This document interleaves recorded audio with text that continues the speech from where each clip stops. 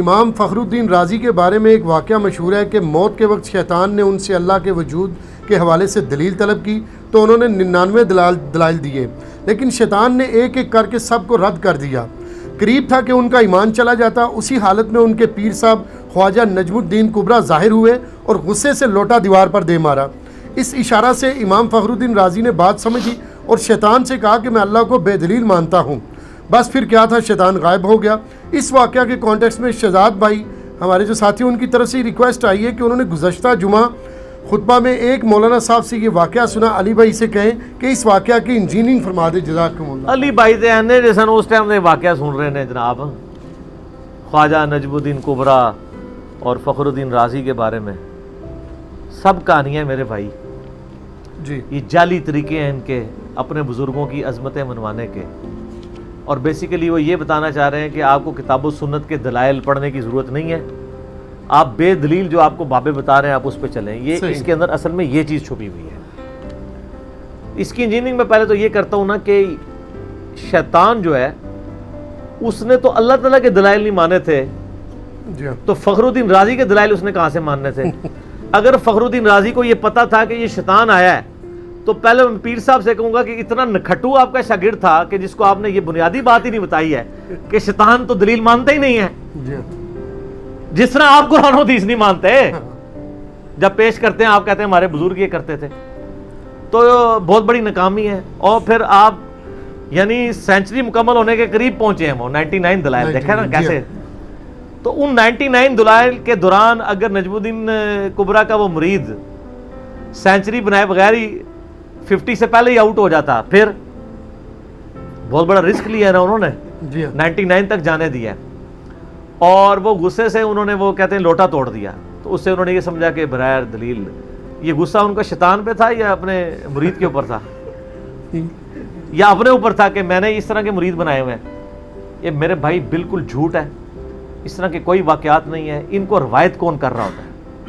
یہ نجم الدین کبریٰ نے روایت کیا ہے یا فخر الدین رازی نے روایت کیا ہے یا مرنے کے بعد خواب میں کسی کو آ کے بتا کے گئے ہیں؟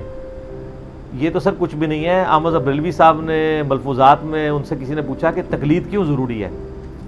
اب اس کے لیے تو قرآن حدیث کی کوئی دلیل انہوں نے کہا اس لیے ضروری ہے کہ ایک امام مالک کا مقلد تھا، وہ جب مر گیا تو فرشتے سوال کرنے کے لیے اس کی قبر میں آ گئے،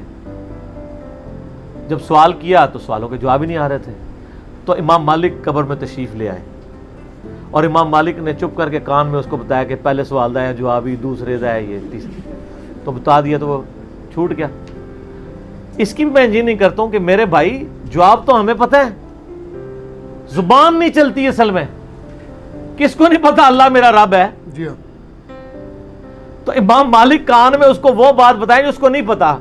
ہونا چاہیے تھا، امام مالک کان کے قریب ہوئے اس کی زبان پکڑ کے کھینچی اور اپنا لعاب دہن اس کے اوپر لگایا، تو اسی طریقے سے وہ جاری کرواتے ہیں نا، تو زبان چل پڑی۔ سر تھوڑے واقعات ٹھیک کریں، اب تھوڑا ٹیکنیکل دور ہے، ہم اس کی انجینئرنگ کرتے ہیں واقعات کی، کان میں بتانے سے کوئی جواب نہیں دے سکتا، جواب تو پتہ ہے زبان نہیں چل رہی ہوتی، جیسا قرآن حکیم میں آتا ہے اور بخاری مسلم میں بھی ذکر ہے کہ قیامت والے دن ان لوگوں کی کمر تختہ ہو جائے گی، جب حکم آئے گا وہ اللہ کی ساکھ کھولی جائے گی کہ سجدہ کرو، تو جو دنیا میں سجدہ کرتے تھے انہی کی کمر جھکے گی، دوسروں کی جھکی نہیں پائے گی، ٹھیک ہے، چاہے امام مالک بھی آگے کھڑے ہو جائیں کچھ بھی نہیں ہونا، جنہیں نماز نہیں پڑھی نہیں۔ تو سر اس سے تو پھر یہ ثابت ہوتا ہے کہ ہمیں امام مالک کا مقلد ہونا چاہیے،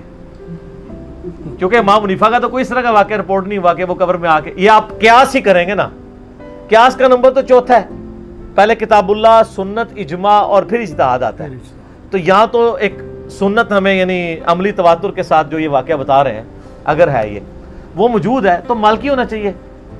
لیکن مالکی ہوں گے تو رفع الیدین بھی کرنا پڑے گا آپ کو اور ہاتھ بھی چھوڑنے پڑیں گے، تو پھر بڑا مصیبت کھڑی ہو جائے گی۔ تو اس طرح کی انہوں نے کہانیاں ڈیوائز کی ہوتی ہیں، یہ واقعہ بالکل جعلی ہے، شیطان کے سامنے تو دلائل کوئی کارگر ہی نہیں ہے، اللہ تعالیٰ کے ساتھ اس نے بحث کی ہے، اپنی غلطیوں کی جسٹیفیکیشن دی ہے، بالکل اس کے سامنے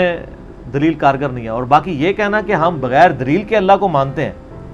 یہ الزامی جواب تو ضرور ہو سکتا ہے، لیکن یہ علمی جواب اور کتاب و سنت کی تعلیمات کا جواب نہیں ہے، کیونکہ نبی صلی اللہ علیہ وآلہ وسلم کے بارے میں سورہ یوسف میں آیا، اے نبی تم فرما دو میں اور میرے اصحاب پوری بصیرت کے ساتھ اس دین کے اوپر ہیں، جاہلوں کی طرح نہیں ہے، ان پڑھوں کی طرح نہیں ہے، پوری بصیرت کے ساتھ ہے۔ تو یہ تو نٹوریس چیز ہے۔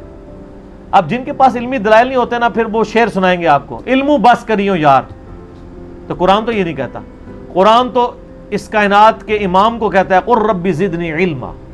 اے نبی آپ بھی دعا کیا کریں کہ اے اللہ میرے علم میں اضافہ کر۔ فرشتوں نے جو آدم کو سجدہ کیا ہے، ان کی خوبصورتی پہ کیا ہے، نورانی شکل پہ کیا ہے، نہیں داڑھی کے اوپر کیا ہے، نہیں بزرگی پہ کیا ہے، کس کے اوپر کیا ہے؟ علم پہ، علم کے اوپر۔ اور رب زدنی علما، اور ہمارے نبی علیہ السلام کو کیا دعا کہ آپ بھی کہیں میرے علم میں اضافہ فرما دیں، میرے عشق و سرور وجدان میں اے کو نہیں، کیونکہ اس ٹائم الفاظ نہیں سنوں دے بعد چاہے نے قل هل يستوي الذين يعلمون والذين لا يعلمون انما يتذكر اولو الالباب۔ اے نبی علیہ السلام فرما دیجئے بڑا علم والے اور بغیر علم والے برابر ہو سکتے ہیں؟ نصیحت تو نہیں حاصل کرتے مگر عقل والے، عشق دے چلے نہیں سر، عقل والے۔ تو بیسیکلی وہ یہ بتانا چاہ رہے ہوتے ہیں کہ چپ کر کے جدھر لگے ہوئے ہو نا لگے رہو، انشاءاللہ تعالی بزرگ جس طرح کہہ رہے ہیں وہ اس کے مطابق ہی آپ کے معاملات سیدھے ہو جائیں گے، اور بزرگ بھی آپ کے فرقے کے ہونے چاہیے۔ جی یہ پرانے بزرگ تو چلو پھر بھی تھوڑے سانجھ ہیں، بعد میں تو آپ کو پتہ ہے اشری تھانوی صاحب چشتی سلسلے میں بیعت کرتے تھے، اور احمد صاحب بریلوی صاحب قادری سلسلے میں، ویسے ہی تو ساروں کو حق میں مانتے ہیں، تو کیا احمد صاحب بریلوی صاحب کے قادری مریدین اشری تھانوی صاحب کے چشتی مریدین کو مان لیں گے؟ کبھی بھی اور ان کے چشتی مریدین احمد صاحب بریلوی صاحب کے قادری مریدین کو مان لیں گے؟ نہیں۔ اوپر بے شک معین الدین چشتی کو یا عبد القادر جیلانی کو ایک مان لیں، وہ نیچے تو نہیں مانیں گے، وہ کہیں گے نہیں یہ ان کی جائز اولاد نہیں ہے روحانی طور پہ، اور وہ کہیں گے وہ ان کی روحانی جائز اولاد نہیں ہے۔ میرا خیال ہے شاید دونوں ہی صحیح کہہ رہے ہوں، بزرگوں کے اوپر اعتبار کر لیتے ہیں کہ دونوں ٹھیک ہی کہہ رہے ہوں۔